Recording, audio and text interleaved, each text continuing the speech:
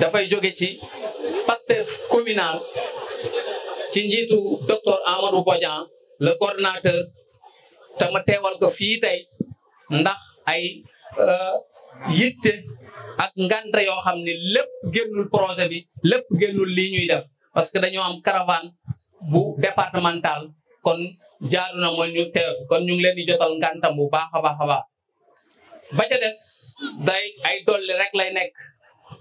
yoo xam ni dañ koy jëmale ci suñuy mbokki bopp yaay baay mag ndaw rakk lépp rek ngir ak fàttali wala ak soññee goo xam ni dafay jëm ca bés bi nga xamante si ni ca la ñu waajal muy le 17 bii di ñëw dimanche incha allahu taala nit sant bi nag dañ ciy jiital monsieur le maire suñu mag suñu mbokk suñu dëkkandoor di ko sant bu baax a baax ci turu suñu bopp Pastef Kër Mbir gi ñu giite ak turu Pastef communal ci turu Amadou Bodian ndax liggéey bi muy taxawal ci commune bi te lépp rek dafay dellu ci Pastef mooy fexe Pastef gagné kon monsieur le maire ñu ngi lay sant di la gërëm ci turu Pastef communal bi yëpp ak mbooleem ñi nga xam ni moom nga àndal liggéey bi yëpp équipe bi ñëpp rek bu ñu limee juum waaye bàyyiwuñ kenn ñu ngi sant ñëpp di sant ñi nga xam ne ñoo ànd liggéey bi depuis ñu commencé ba léegi muy ñi nga xam ni ñu leen di tudde allié ñu ñëw ànd ak ñun liggéey bi te ñu nekk fii ànd ak ñun depuis ñu commencé ba léegi ñu man cee tudd doyen Gora Diop bu FDS dëkk fële ca Beyti mu coalisé ak Pastef ñu ngi koy sant di ko remercier bu baax a baax ci taxawaayam ak ànd ak ñun magal nu di ñu conseiller saa su ne ci lu jëmal projet ak suñu grand Njaga Maxtaar Njaay te noto jiite fi jëngu tabax bu président Boubacar Camara moom tamit pare ci taxawaay ak adjoint au maire Moussa Diouf ca dagg ñu ngi koy nuyu bu baax a baax ci taxawaayam ak encouragement yi ak taxawaay ñu ngi lay sant bu baax a baax di sant mbokki waa Kër Mbir yëpp ndax bu ñu mënee dara ba sañ a jël micro ci seen kanam sañ fee teewal Pastef dafay delluwaat ci yéen muy góor muy mag muy ndaw muy yaay di yaay pap ñëpp ñu ngi leen di sant goo xam ne amul fu mu yem am na commencement waaye amul fu mu yem kon ñu ngi leen koy sant ci sama tur ci turu Pastef Kër Mbir Ndaw ci turu Pastef communal bi yëpp gis nañ taxawaay bi ak jàppale gi nga xam ne depuis élection yi présidentielles yi ba léegi bàyyiwu leen tàyyiwu leen yéen a ngi jàpp ba tax mu may ñu 54% yi nga xam ne am nañ ko di sant tamit suñuy mbokki bopp ndax peccum liir bu neexee nday ja jàpp sa wagg ya suñu famille di jiital suñu Baye Malick Kandji di ñaan suñu borom gën koo dëgëral gën koo taxawal ak suñu mag Salif Kandji ndax jàpp ak téye ak dëgëral gi ñuy dëgëral saa su ne te loolu mënuñu ko woon a bañ a seere fii ci suñuy kanami mbokk di sant Pastef bu baax manière générale mooy Pastef communal bi yëpp ci taxawaay bi nga xam ne am nañ ko ñoom ñëpp commencé Kër Mbir Ndaw ba wër commune bi yëpp jaarale ko ci turu comité électoral bi ci jiitu Amadou Badian la coordonnateur ak directeur campagne Ibrahima Diop ak Ismaïla bi yor organisateur ak Jibi bi yor finance ak ñeneen ñëpp ñu ngi leen di sant bu baax ci seen taxawaay seen détermination seen pas-pas te dara warul ko lu dul rek njëriñul commune bi njëriñal Sénégal gépp ndax xam nañ coono yi ngeen di daj seen liggéey yi nga xam ne da ngeen koy bàyyi ndax projet bi financement yi ngeen di def ndax projet bi seen temps bi ngeen di dagg yëpp yëg nañ ko xam nañ ko gis nañ ko kon nag ñu ngi leen ciy sant bu baax a baax duñ daaneel mukk te santuñu Pastef Kër Mbir Ndaw particulièrement ndax ñun ñëpp xam nañ ni Pastef Kër Mbir depuis 2017 la ñu duggoon ci fii ci Pastef duggin bu metti coordonnateur départemental honorable Assane Diop ñëw installé fi cellule Kër Mbir Ndaw man mii di wax ak yéen nekk le coordonnateur ma ànd ak ay ndaw yu bëgg seen dëkk ay ndaw yoo xam ne yu déterminant ay ndaw yoo xamante ni dara ñoru leen lu dul ni nu ñuy def ba Kër Mbir avancé nu ñuy def ba commune bi avancé nu ñuy def ba Sénégal avancé donc mu leen ñor amuñ luñ ci fayeeku jotuñ ci buña amuñ ci dara lu dul ni jël seen xaalis di ci def jël seen temps di ci def taxawaay boobu kon tey jii buñ demee ba 2024 Pastef yaatu lool ñun ñëpp ñu nekk ci buñ koy wax ñoom ñoo tax kon dama bëggoon ñu tàccul ma leen bu baax a baax a baax tey ndaw lañ yoo xam ne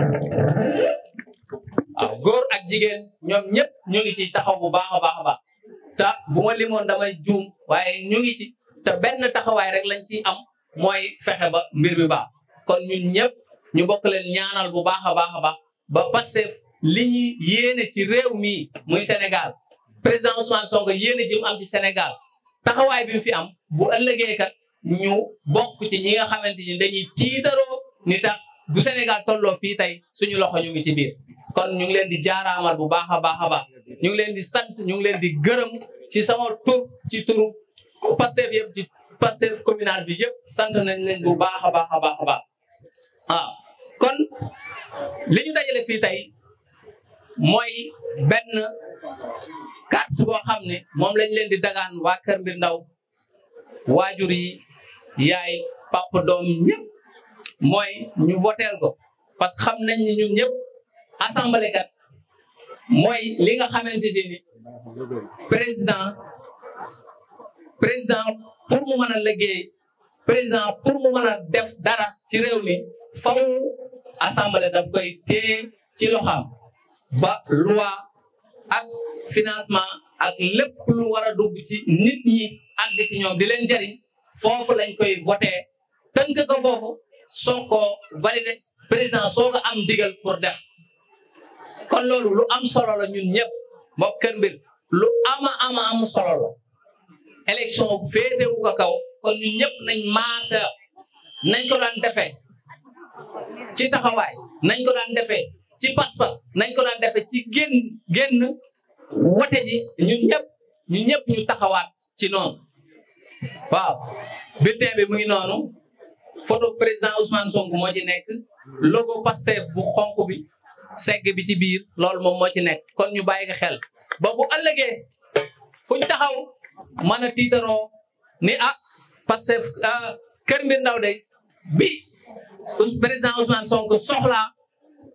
majorité à l'Assemblée ñoom kat 100% la ñu voté kon nag ñun ñëpp ñu bàyyiwaat ci xel yaay yi bàyyi ñu ngi leen ci soññ bu baax a baax a baax pour bañ a guddal rek ñu ngi remercier ñëpp di la sant le grand Guèye ñu ngi lay sant bu baax wasalaamaaleykum wa rahmatulah wa barakatu. mais li Ousmane Sonko woote ñun gëm nañu ne loolu mooy defar Sénégal te bu ñu ci àndee ak moom dañuy defar Sénégal parce que bi ñu ñëwee ci élection présidentielle yi passé le maire Maguette Mbaye woo ñu ci mu fekkoon ñu ci aussi mu woo ñu ci ñu ànd ci ak moom donc kon bu ci àndee ak moom ba jox ko réew mi à 54% day jaadu tey bu législatif ñëwee sans programme sax sans promesse day jaaru ñu jóg àndaat ak ñoom gunge leen ñu defar réew mi parce que ñun kenn ëmpalewul ci ñun que ni l'Assemblée nationale c'est la clé de voûte pour la mise en œuvre des initiatives du gouvernement maanaam loolu mooy lan mooy Assemblée nationale mooy caabi bi permettre gouvernement bi mu mën a liggéey réew mi parce que bu ñu joxee gouvernement bu ñu joxee président réew mi te permettre ñu ko mu mën a dogal ci réew mi donc kon joxuñu ko réew mi ni ko coordonnateur Birame Kandji junjee sànq mooy dañu lay jox néeg bi mais joxuñu la caabi bi su boobaa pour néeg bi jariñ la dara day jafe te Assemblée nationale mooy caabi boobu lan moo tax mooy Sénégal dañ ko fekk ci jamono yu metti sama frère Modou Bal Mbengue wax na ko sànq que ni am na ñuy wax ni président de la République wala gouvernement bi mën na ñàkk a am majorité Assemblée nationale ah kay dañ doon dégg le président Ousmane Sonko mu koy wax démb mais nag fa Sénégal nekkoon démb moom koy wax ak fi mu nekk tey du benn il va falloir ñu bàyyi xel ci loolu bi Ousmane Sonko di wax ni ñun opposition bi pour ñu defar réew mi il va falloir ñu jox ñu majorité Assemblée nationale booba ki fi nekkoon yor réew mi dafa yoroon réew mi avec un état voyou bu ñu wax un état voyou mooy état bu nga xamante ni dañu salfaañe woon réew mi jalgati ci ñuy loi li tax le premier ministre Ousmane Sonko mënul def son déclaration de politique générale ba léegi mooy dañu fekk ñu salfaañe loi ak règlement yu Assemblée nationale kon jaxase yooyu amoon démb ak barki démb ñu sàcc suñu alal aussi def ci seeni poche ñuy détourner suñu budget def ci seeni poche raison pour laquelle ñu soxla woon à l'époque Assemblée nationale bu nga xamante ni majorité dañ ko fay soxla opposition am ko lu tax pour ñu mën a saytu gouvernement boobu naka lay doxale mais ñii ñoom soxla wu ñoo saytu gouvernement bi ni muy doxale mais lu ñu soxla mooy bloquer réew mi bloquer gouvernement bi lu tax ma wax loolu mooy ñoom ñoo ko waxal seen bopp ñu ne bu ñu doon joxee majorité Assemblée nationale oto du daw avion du naaw salaire duñu ko fay est-ce que ñun waa commune bu Notto Goudiama dañ war a cautionner lu mel noonu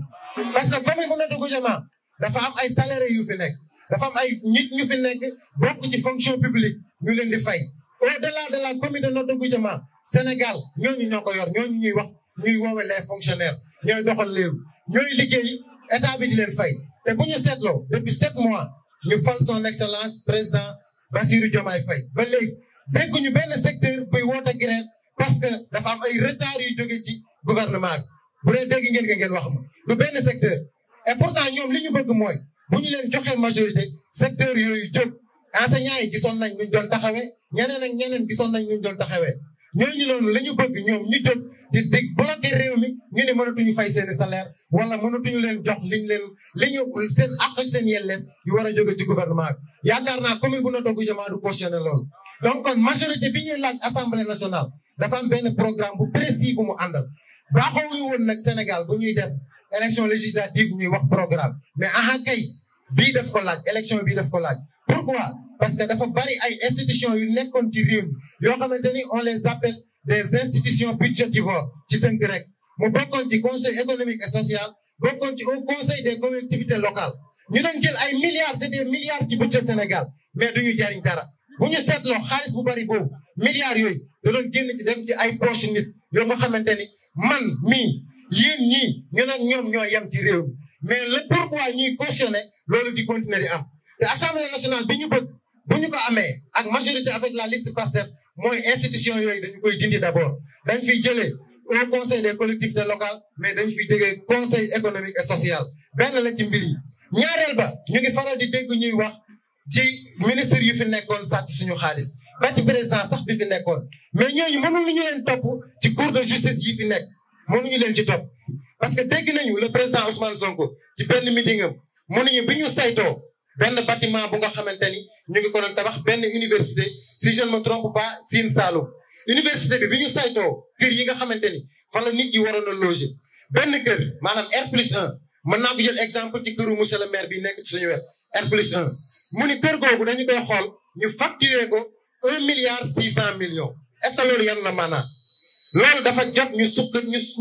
tuuti dafa jot ñu saytu ko te pour ñu saytu ko il va nous falloir ñu am haute cour de justice boobu ma doon wax sànq loolu dafa bokk ci programme bi nga xamante ni waa Pastef les patriotes tegal nañ ñu ko ci seen liste Pastef bi ñu bëgg ñu votel ñu ko parce que bu ñu ko voté ñu am majorité à l'Assemblée nationale du ma wax sax majorité Modou Bal Mbengue wax na ko sànq soxla ñu majorité mais unanimité la ñu bëgg à l'Assemblée nationale au lieu ñu fay am majorité dañu bëgg Assemblée nationale boo xamante ne liste Pastef rek moo fay nekk bu mënul ñàkk ba mënul ñàkk ñu may leen benn 10 députés bu baree ba bëri laay wax donc loolu il va falloir ñu bàyyi ci xel mais ci programme bi bu ñu neexee ñu xaabaabal ci ñëw ci mbay mi ñëw ci leneen ak leneen mais dañuy yem foofu parce que temps bi dafa gàtt te daf ñu xoj dañuy war a jëlaat parole daf ci bari mais ma wax leen rek ni mbay moomu gouvernement bi góorgóorlu na ci ba saako pomme de terre par exemple ñu ngi ko doon jënd daaw demoon na ba 15000 ba 16000 ba 18000 mais ren kenn amul sañ-sañu jaay leen ko lu passé 10 000 francs et grâce à ce nouveau gouvernement de Bassirou Diomaye Faye ñu ngi sant ñëpp di gërëm ñëpp asalaamaaleykum wa rahmatullah. li ñu fi indi ñëpp xam nañ ko mooy le 17 novembre ñun le 24 février bii ñu génne dañu voté massivement jox le président Bassirou Diomaye Faye ni ko gouverner ñu comme ni ko waa ji wax léegi dañ ko jox néeg boobul caabi maintenant caabi ji maintenant le 17 novembre bii lañ ko soxla et ñu ci woo sénégalais yëpp di ci woo la commune de Noto particulièrement waa Kër Mbir Ndaw ñu voté massivement ba ñu am un taux de 98%, c'est-à-dire téeméer boo jël juróom-ñeent fukki ak juróom-ñett yëpp voté pour la liste Pastef loolu la ñu soxla fii ci Kër Mbir parce que aussi loolu mooy dooleel monsieur le maire Maguette Mbaye loolu moo ko am na doole ba pare parce que jàppale ngeen ko mais nag ñaan ngeen yàlla aussi dooleem gën a dem ci kaw parce que aussi ab commune boo ko bëggee liggéey ni Sénégal tëddee il faut nga ànd ak état il faut nga am intelligence ànd ak état mais boo amul intelligence ànd ak état di opposer toujours état di nga am ay projets yi nga xamante ni di nga ko bëgg a réaliser te du réaliser wu. donc ñuy woo mbokk yëpp le 17 novembre ñu teel a génne teel a voté ji bu ñu 18 heures jotee bu ñu jullee timis ba pare ñu jubilé yàlla defal ñu ndam lu sedd guy donc ñuy wax alhamdulilah di ñaanal ñëpp jàmm. waaye noonu la ñuy nuyoo mbokki Pastef yëpp di wax alhamdulilahi rabbil alamin parce que metti woon na torop ci Sénégal waaye metti woon na torop ci képp kuy patriote waaye ñuy xeex comme ni ko Kandji waxee depuis 2017 la leen installé fii cellule booba ba léegi mu doon metti ñuy xeex di dem ay manifestation ñëpp mënoon koo seede di sànnante xeer di sànnante grenade lacrymogène gendarme yi di ñu dàq fu ne ñu fay dugg alhamdulillah ba tey ñu nekk au pouvoir loolu rek sant yàlla la déjà comme ni ko coordonnateur Thiombane waxee projet bi yaatu na ñu ñëpp xañ nañ ci moo waral lii moo waral ADN organiser bi ndaje bu ama solo mais ndaje bi ñu organiser dara waralu ko lu dul aboutissement du projet kon ñu ngi siy sant suñu borom bu baax a baax a baax a baax di fàttali ni ñun ñooy coordonnateur des jeunes patriotes de la commune de Notto Gouye Diama moo tax moom frère Ibrahima Diop bi ñu ko joxee kàddu gi mu jóg ñëw ba ci man ni ma dama bëggoon nga jóg jël kàddu ci ginnaaw bi ma ko joxee ma jébbalaat la ko kon ñu ngi ko si sant bu baax a baax coordonnateur Kandji jaar na ci bulletin yi ñetti bulletin yu nuroo la ñetti bulletin yu vert moo am bu ñuy voté mais benn bulletin rek moo ci am logo bi ànd ak lu xonk li kon suñu yaay yi ak vert bi merci Mouhamed logo bi ànd ak lu xonk li ak vert bi kon suñu yaay yi suñu maam yi suñu papa yi képp ku ànd ak monsieur le maire bulletin bii ngay voté ñu ngi sant bu baax suñu frère bi nga xamante ni taxaw na fii am lu ñu wax si ñun mu di Mame Samba Gadiaga dama wax sànq sa Gadiaga mani bu dee projet bi am naa ci engagement moom moo ma ko ëppale projet Pastef bu ma ci amee engagement moo ma ko ëppale fuuf parce que def na ci lu ne ma teg ko bët depuis ba muy metti ba tey moo ngi ci projet Pastef kon Mame Samba jaaraama waaye ñu ngi nuyu suñu yaay jooju si kaw Badiane Thiaba nga xam ne bu ñu yegsee fii tey ngir yàlla ak moom la menacé nañ ñu fu ne bàjjan mais saay suñu waxee mu ñëw suñu wet wala ñu tëj ñu si néeg ni ma may sa bàjjan waaye maam Samba may yaayam may sa bàjjan maam Samba may yaayam wasalaamaaleykum wa rahmatullah. Principalement Pastef les patriotes di wax ni yëf yi yegsi na dimanche la incha allah te yaakaar naa la commune de Notto Gouye Diama du déroger à la règle nañ di ko daan defee ni lañ koy defee taxaw voter massivement pour la liste Pastef bi nga xam ne moom la monsieur le maire Maguette Mbaye désigné waaye ñu ngi sant principalement aussi Kër Mbir Ndaw mënuñu leen benn sant ndax kenn ku nekk ci ñoom dafa jàpp ni moom mooy jëmi Maguette Mbaye bu soxlaa lépp luñ jàppoon bàyyi nañ ko di ci def seen coono di def seen alal di def seen ñaq di def seen doole kon ñu ngi leen sant di leen gërëm di leen wax ni jar na ko ndax ki ngeen am tey mu nekk ci kaw bopp bi ngeen yëkkati ko ba teg ko fa démb bi mu mettee moo nekkoon ci seen wet lu ngeen soxla woon mi ngi ci lu ma xam lu baax ko wax na ko kon ñu ngi sant ñëpp di gërëm ñëpp di sant responsable yi d'où qu'ils viennent ñu ngi leen di sant di leen gërëm responsable yi góor yi responsable yi jigéen yi ñëpp a ngi fi kon ñu ngi sant ñëpp di gërëm di bàyyi kàddu gi ki nga xam ni mooy le premier magistrat de la commune de Notto Gouye Diama.